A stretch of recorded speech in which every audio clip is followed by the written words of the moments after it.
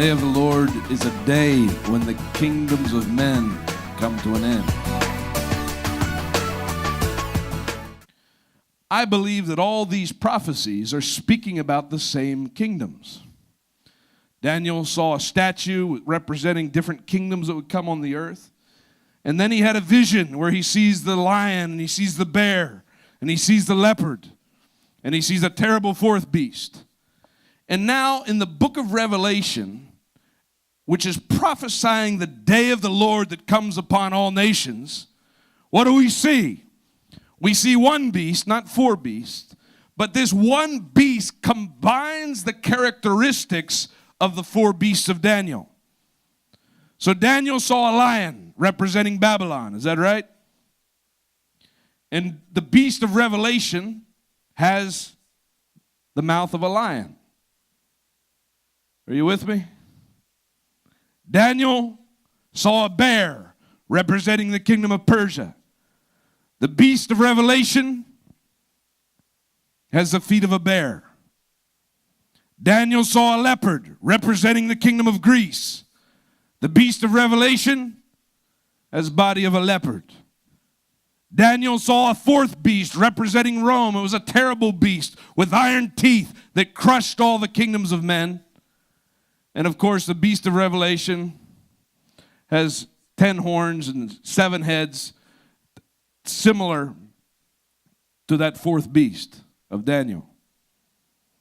What does that mean? What is the beast of Revelation? What is the beast?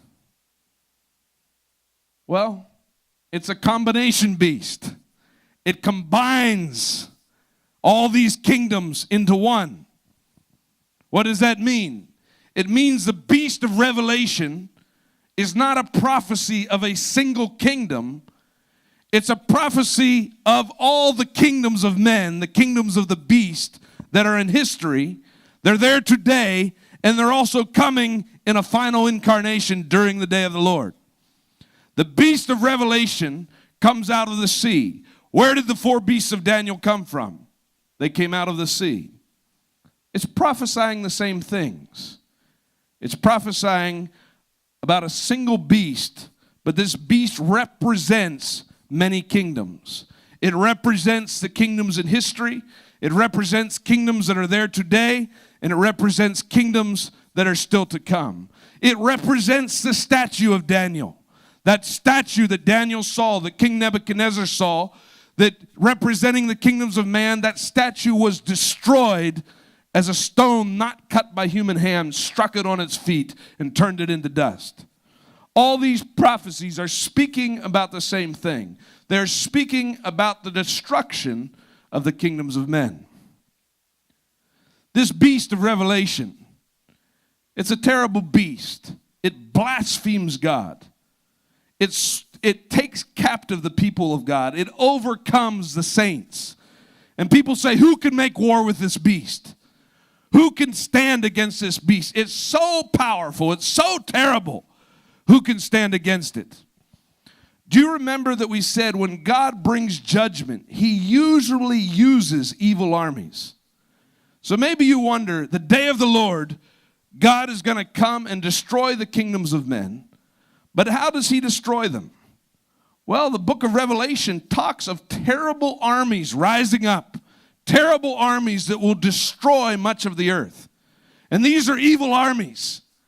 He uses the beast. He uses the kingdoms of men to bring destruction to the kingdoms of men. Isn't that true? In the Bible, when God brought judgment, sometimes the armies would begin to fight and destroy each other. The same thing takes place during the last days. What are these kingdoms?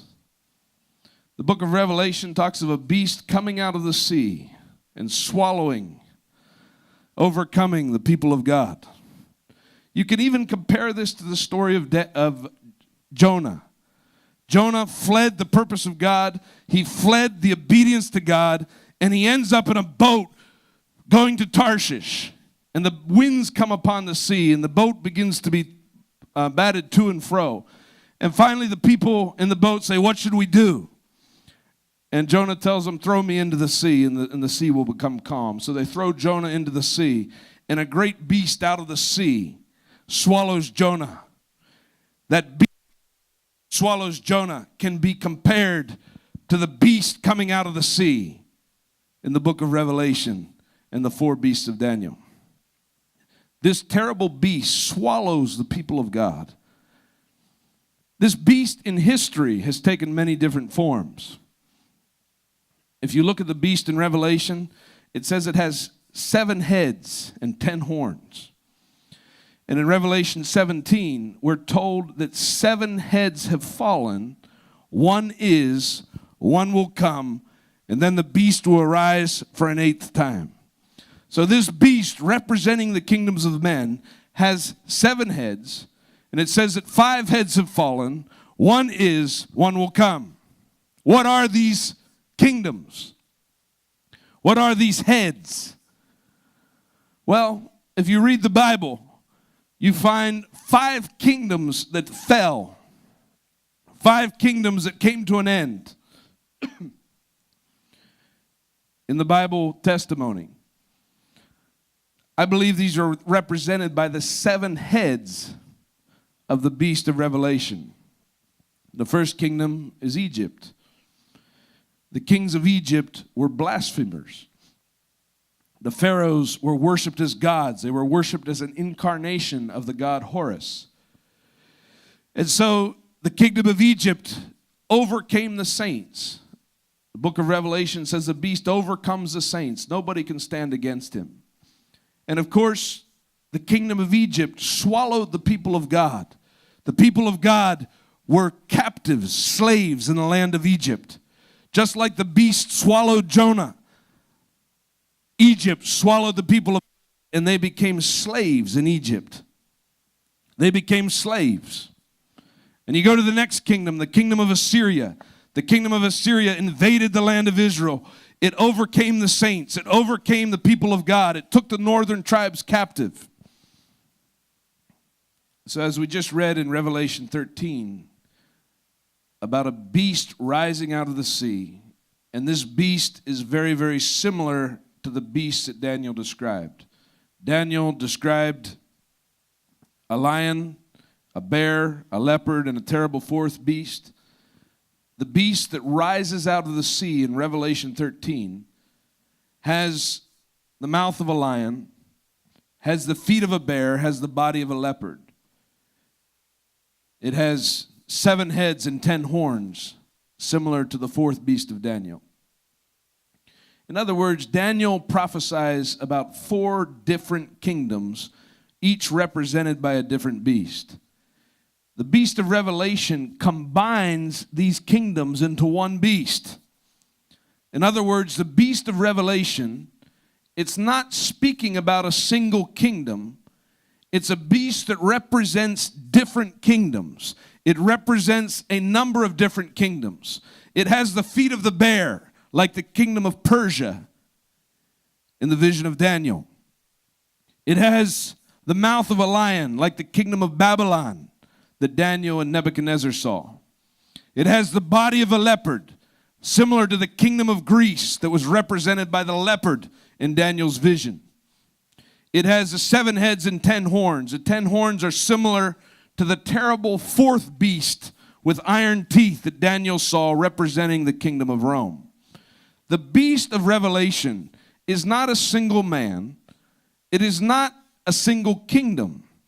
It is a beast representing the kingdoms of men that have arisen through history. The beast of Daniel arose out of the sea. And the sea usually represents the mass of humanity, the kingdoms of men, these kingdoms that arise up out of humanity and dominate the earth. The beast of Revelation also comes out of the sea, representing kingdoms. If you turn to Revelation chapter 17, we can read a little bit more about this beast that arises out of the sea. This time in Revelation 17, it comes in a different form. And he says, he describes, gives some characteristics of this beast. He says, the 7 heads are 7 mountains on which the woman sits. They are also 7 kings. 5 have fallen, one is, and the other has not yet come. And when he comes, he must continue a short time. The beast that was and is not and is himself also the 8th is of the 7, is going to perdition. The 10 horns which you saw are 10 kings who have received no kingdom as yet, but they receive authority for 1 hour as kings with the beast. So it tells us a little more about the beast. It tells us that during the time of John, who wrote the book of Revelation, it says this beast has 7 heads representing 7 kings. And it says that during this time of John, it said 5 heads have fallen. One is, one will come, and then the beast will arise an 8th time. So what does this mean? If this beast represents different kingdoms of men, and it has 7 heads, then my opinion is that these 7 heads represent different kingdoms. John said 5 have fallen. That means at the time of John, when he wrote the book of Revelation, 5 of these kingdoms had already come into the earth and been judged by God and had fallen. And if you read the Bible, you find 5 kingdoms that rose up, and these kingdoms match the description of the beast of Revelation. The first one, of course, is the kingdom of Egypt. The beast is a blasphemer. It blasphemes against God. The kings of Egypt were blasphemers. The pharaohs were worshipped as God. They were said to be the incarnation of the god Horus. They were blasphemers who put themselves in the place of God. The description of the beast says that it overcomes the saints. No one can stand against it. The armies of Egypt dominated the earth during their time. Before they were judged, before the day of the Lord came to Egypt, they dominated the earth. And of course, they overcame the saints. The saints during the time of Egypt was the children of Israel. And the children of Israel became slaves in Egypt. They were taken captive in Egypt until deliverance came. Deliverance comes through who? It comes through the remnant that God has chosen. It comes through the bondservants. Deliverance came through Moses, who obeyed God and followed him. And God brings deliverance to the land of Israel. And you come to the second kingdom, the kingdom of Assyria. And the Assyrian armies dominated the earth. And of course, they also blasphemed God. In the book of Isaiah, you read about the blasphemy of the king of Assyria, of King Sennacherib. And you read about how he blasphemed God and declared that he was going to take the whole land captive. And they did take the northern kingdom captive. And the northern kingdom became slaves in the land of Assyria. And you come to the third kingdom, kingdom of Babylon. And once again, in the book of Daniel, you read the blasphemy of King Nebuchadnezzar as he exalts himself. And he builds a statue representing himself that everybody has to bow down to. As he builds that statue, the entire statue is of gold. And he's trying to come against the prophecy of the statue represented by a head of gold. He's saying, no, the head of gold will not be replaced by a chest of silver. It will not be replaced by another kingdom. I'm going to build a statue. The entire statue is of gold, and everybody has to bow down to it. And he's declaring that my kingdom will never come to an end. But of course, it does come to an end. The kingdom of Babylon was a blasphemous kingdom. It was a kingdom that took the people of God captive. It was the beast. And of course, it was replaced by another kingdom. It was replaced by the Persian kingdom, the Medes and the Persians. And once again, in the Bible, you read the story of the blasphemy of one of these kings, King Darius. He was a good king in many ways, but King Darius made a law. And he said, everybody has to bow down to me and pray to me for 30 days. Nobody can pray to anybody else except to me for 30 days. What is that? That's blasphemy. That's putting himself in the place of God. And in the kingdom of Persia, the children of Israel were captives. And you read about that. You read about the story of Esther, who rescued her people out of Persia. After Persia came the kingdom of Greece. And the Bible doesn't tell the story of Greece, but it prophesies the rise of the king of Greece. It prophesies the rise of Alexander the Great and how he would exalt himself. And of course, if you read the story of Alexander the Great, he was a very, very boastful man, an arrogant man, a man who wanted to be worshipped, who saw himself as a god. This is blasphemy. And the armies of Greece invaded the earth, and they took the people of God captive. They came into the Holy Land, and they committed blasphemy. And you go on, you come to the kingdom of Rome. And of course, the Roman empires dominated the whole earth. The Roman armies dominated the world. They spread throughout the earth. They blasphemed God. The Roman emperors were worshipped as gods. And so in history, you see the rise of these kingdoms, the rise of these heads. It says 5 heads have fallen. One will come, and then the beast will arise for a final time. So when John wrote the book of Revelation, 5 kingdoms had already risen and fallen. Egypt, Assyria, Babylon, Persia, and Greece had risen up, and they had been judged by God. He said, one is. And of course, what is the kingdom that reigned over the earth at the time of John? It was the kingdom of Rome. And the kingdom of Rome was the terrible fourth beast that crushed every other kingdom. It crushed everything that came into its past. It was an evil empire ruled by evil kings who overcame the saints and who exalted themselves in the place of God. This is the beast in history.